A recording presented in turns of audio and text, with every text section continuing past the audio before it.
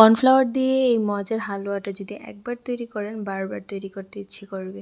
এটা দেখতে যতটা সুন্দর কালারফুল, খেতেও কিন্তু ভীষণই মজার হয়ে থাকে।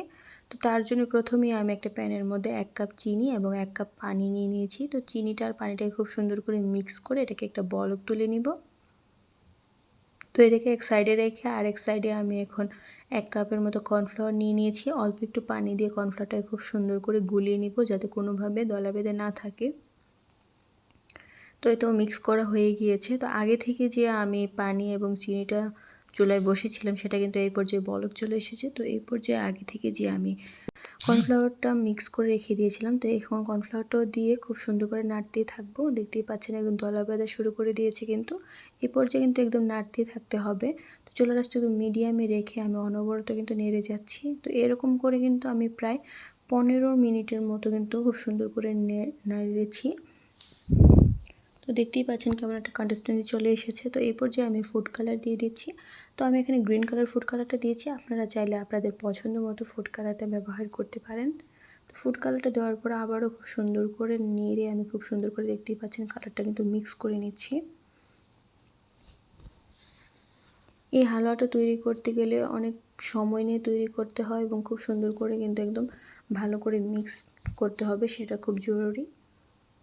তো এই পর্যায়ে দেখতে পাচ্ছেন কালারটা কিন্তু একদম সুন্দর করে মিক্স হয়ে গিয়েছে। তো তারপরে এখন আমি কিছু কিশমিশ এবং বাদাম কুচি করে রেখে দিয়েছিলাম, তো সেগুলো দিয়ে আবারও খুব সুন্দর করে মিক্স করে নিচ্ছি। আপনারা চাইলে আপনাদের পছন্দ মতো বাদাম দিতে পারেন। তো বাদাম কিশমিশ দেওয়ার পর আবারও আমি প্রায় 10 মিনিটের মতো খুব সুন্দর করে কিন্তু একদম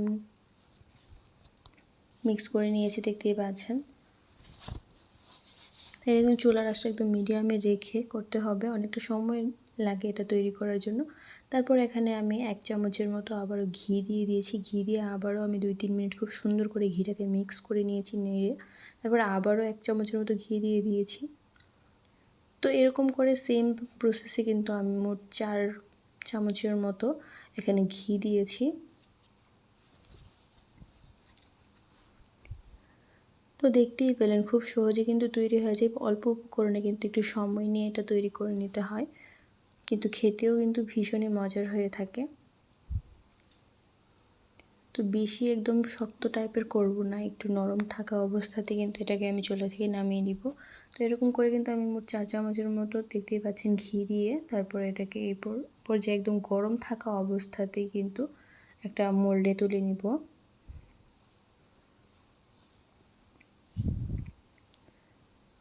দেখতেই পাচ্ছেন এই পর্যায়ে কিন্তু একদম হালুয়াটা তৈরি হয়ে গেছে। তো এটাকে আমি এখন, আপনারা চাইলে এভাবেও খেতে পারেন, তবে আমি একটা মোল্ডের মধ্যে নিয়ে এটাকে কিছুক্ষণের জন্য ঠান্ডা করে নিব। প্রায় 2 ঘন্টার মতো আমি রেস্টে রেখেছিলাম একদম ঠান্ডা হয়ে যাওয়া পর্যন্ত। তো এখানে আমি মোল্ডটার মধ্যে দিয়ে খুব সুন্দর করে কিন্তু সাইড করে একদম দিয়ে দিয়েছি। তারপরে এখানে উপর দিয়ে আবারও কিছু বাদাম কিশমিশ দিয়ে দিয়েছি।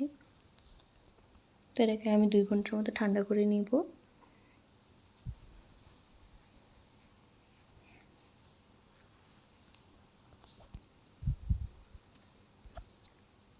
ফিরে এলাম 2 ঘন্টা পর, দেখতেই পাচ্ছেন খুব সুন্দর করে কিন্তু সেট হয়ে গিয়েছে। আমি একটা মিক্সিং প্লেটের মধ্যে নিয়ে নিয়েছি। তো এখন আমি একটা ছুরির সাহায্যে কাট করে দেখাচ্ছি, দেখতেই পাচ্ছেন খুব সুন্দর করে কিন্তু কাট হয়ে গেছে।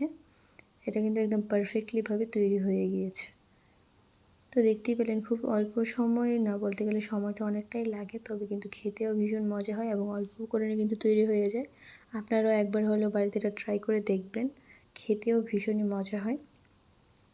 তো আজকের জন্য রেসিপিটা এইটুকু। আমার রেসিপিটা ভালো লাগলে পেজটাকে ফলো দিয়ে শেয়ার করে একটা কমেন্ট করে রাখবেন। সবাই ভালো থাকেন, সুস্থ থাকেন। আসসালামু আলাইকুম।